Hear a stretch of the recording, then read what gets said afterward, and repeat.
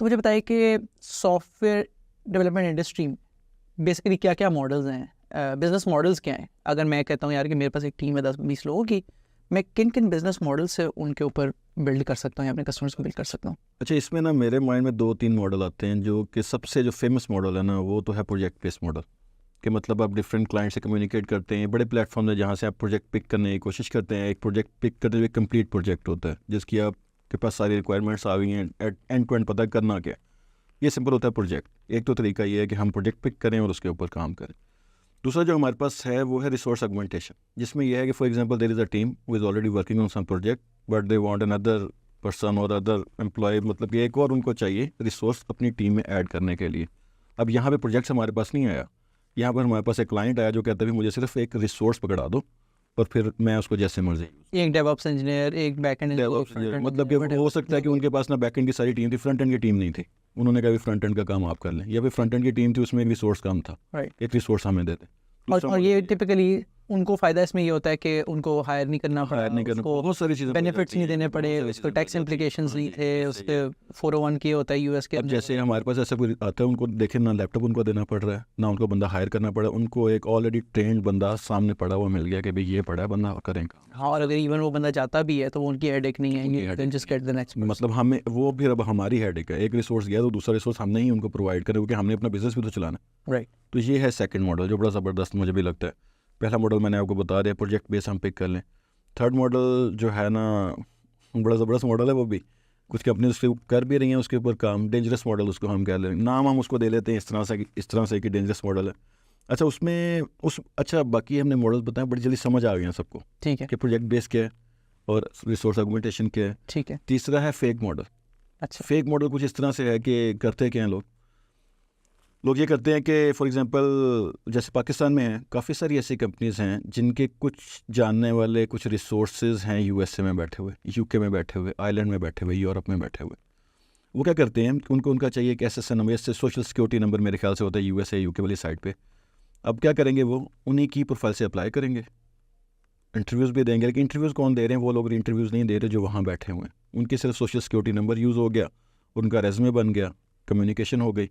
अब यहाँ पे जो रिसोर्सेज बैठे हैं वो इंटरव्यू भी दे रहे हैं, इंटरव्यू को पास भी कर रहे हैं, और उसके बाद जो लैपटॉप या रिसोर्सेज हैं वो काम करने के लिए वो भी यूएसए से पाकिस्तान तक आ रहे हैं। फिर पाकिस्तान में VPN यूज़ करते हुए सारा काम भी उसके ऊपर होता है, पेमेंट्स। नहीं तो ये कैसे हो रहा है कि अगर लेट्स से कि मेरा कोई दोस्त है वो आयरलैंड यूके में, ठीक है, उन्होंने अप्लाई किया किसी जॉब के लिए, तो अब जब मैं इंटरव्यू देने जाऊँगा तो ये कैसे हो सकता है कि मैं पाकिस्तान, असल में तो मेरा नाम असलम है और अहमद इंटरव्यू दे रहा है उसको? अब इसमें ना बड़ा ज़बरदस्त चीज़ ये है कि आपने देखा होगा कि कोविड के बाद जो सबसे ज़्यादा चीज़ हमारे सामने आई ना, वो आई थी रिमोट।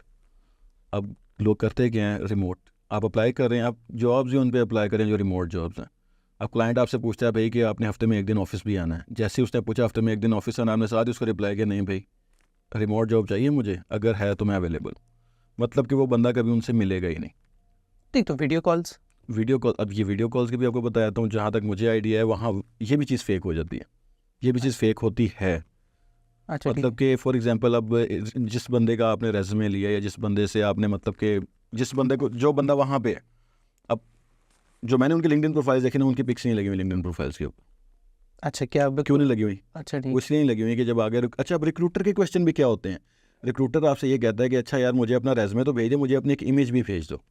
इमेज क्यों भेज दो कि जब आप वीडियो कॉल पे उनके साथ इंटरव्यू कर रहे हो तो उनको पता हो भाई कि आप ही इंटरव्यू दे रहे हैं। मतलब कि उनको आपकी इमेज नहीं मिली लिंक्डइन से, आपको जीमेल से उनको आपकी इमेज नहीं मिली। अब वो आपसे रेज्यूमे के साथ आपकी एक फ़ोटो भी मंगवाते हैं, भी अपनी फ़ोटो भी भेज दो। तो मैं फ़ोटो अहमद की दूंगा, मैं असलम की नहीं दूंगा? क्यों दूँ? अब जो बंदा बाहर बैठा है, फ़र्ज़ करें असलम ही है बाहर या डेविड है बाहर, अब डेविड ने जो इमेज देनी है ना, उसने अपनी नहीं देनी, वो अहमद की दे देनी है, ताहिर की। कैसे हो सकता है यार कि डेविड इंटरव्यू देने जा रहा है तो अहमद की शक्ल हो, मेरा नाम तो डेविड नहीं हो सकता ना? क्यों नहीं हो सकता? वहाँ पे बड़े सारे ऐसे लोग हैं जिनके नाम इस तरह के हैं लेकिन शक्लें एशियन जैसी हैं। अच्छा, एशिया, जिनके पेरेंट्स काफ़ी देर से वहाँ पे गए हुए हैं, ठीक है, एक एशियन थे, एक मतलब किसी और कंट्री अच्छा, के हैं। वहाँ पे जो उनके बच्चों को ऐसे ही होंगे ना, एशियंस ही होंगे ना वो भी, लेकिन नाम उन्होंने उस तरह के रख लिए। ओके, तो वो ये चीज़ फेक तो है, और होती भी है क्लोजिंग इसके, और मैंने होती हुई देखी है, अपने सामने होते हुए देखे हैं काम ये वाले, और हो रहे हैं, चल रहे हैं, ज़बरदस्त चल रहे हैं।